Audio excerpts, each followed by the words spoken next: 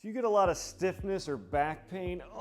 Either during or after your workouts? I'm gonna show you 3 moves to help prevent that back stiffness and avoid that lower back pain that cripples so many of us nowadays.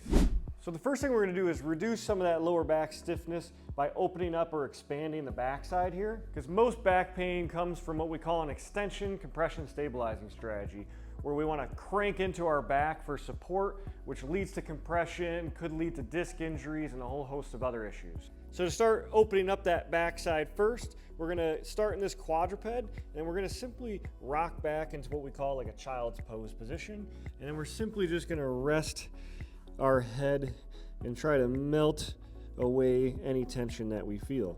Now that we're here, I mean, you can hold this position, and sometimes it feels good, especially if you stretch overhead. But again, our goal is to just drive more expansion to open up this backside. So what I'm gonna do is think about inflating a balloon in my back right here. So I'm gonna go in through the nose, out through the mouth, in through the nose, out through the mouth. And we're gonna do a good 10 to 15 breaths. And each breath, I'm trying to expand further and further. And if you're having a tough time with that, what you could do is you bring your knees in a little bit more, so then you feel your abdomen pushing against your thighs. And then I just like to think about breathing my tummy into my thighs. And if we compress on the front side here with our thighs, we're gonna drive more of that expansion on the back side here. So again, channel that inner zen, in through the nose, out through the mouth. Now, most of you will feel a lot of reduced tension just after that first move, but we're not done just yet. Now that we opened up that backside, drove some expansion, loosened up some of that tension, now we want to get more fluid mobility in the spine. So if we were down in that child's pose, we're gonna bring it back up to that quadruped, and we're gonna do an oldie but a goodie, just doing some cat-cows. But we're gonna make sure we do them more intentionally. So you're not just trying to fly through the reps, you're gonna slowly start to extend from the low back up, and then you're gonna start to round from the low back up. So this way we're trying to isolate most of that controlled mobility through the lumbar spine, since we're trying to prevent that low back pain and stiffness. So turtle wins the race whenever you're doing intentional mobility work. So you can tell I'm really trying to move just my lower back or that lumbar spine, and sometimes you can get a free crack or two, especially after doing that child's pose breathing. So we're gonna do a good 10 in each direction. Again, super intentional, and as we're going through this, I'm trying to sink further into that stretch as long as there's no discomfort.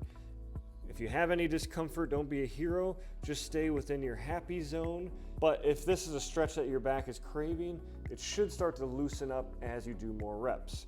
We call that green light. That means your body's craving more of that movement. So you just gotta be intentional in trying to do more of it throughout the day, but for our purposes, this is just after a good workout session.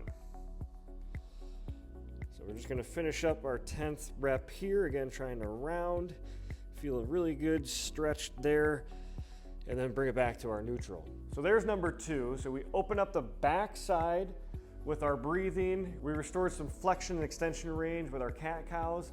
Last one we're gonna do is work fully into that extension range with what we call a cobra stretch.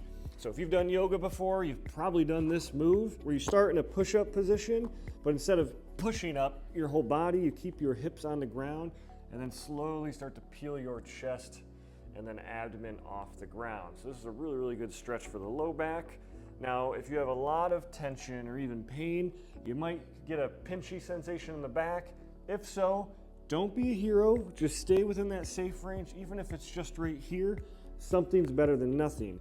But if you have that pinchiness, if it starts to open up more and more and you can start to go higher, again, that's a green light. That means your body's craving that movement. You just don't want to force it right away. But if you can come all the way up, great. You can even kind of wiggle your hips back and forth. And we're gonna do a solid 10 reps here. So bringing that up, breathe out if you can. Getting into that full range. And this is a really, really good way to top off what we already did with the first 2 moves. Again, if you have a ton of tension, you might even want to do as much as 15 of these. Everybody's a little bit different, so it just depends on how much tension you have and what you did for your workout that day. All right, last one, full breath out. Nice. I can tell I got further and further with each repetition, which is exactly what we're looking for. Again, if we're feeling a lot of stiffness, that means we're more contracted.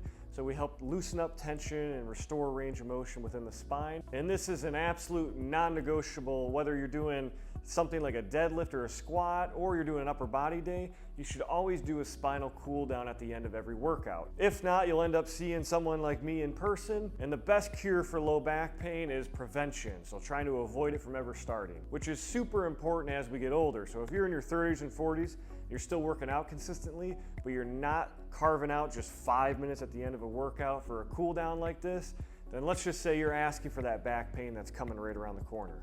If you found this routine helpful, subscribe to my channel and share this with either your gym partner or someone that's dealing with chronic low back pain or tension. This is a simple but very effective way to start getting the joints to loosen up, and it's very beginner friendly, so it's hard to overdo this, especially if you're listening to your body and not trying to force through any of these movements.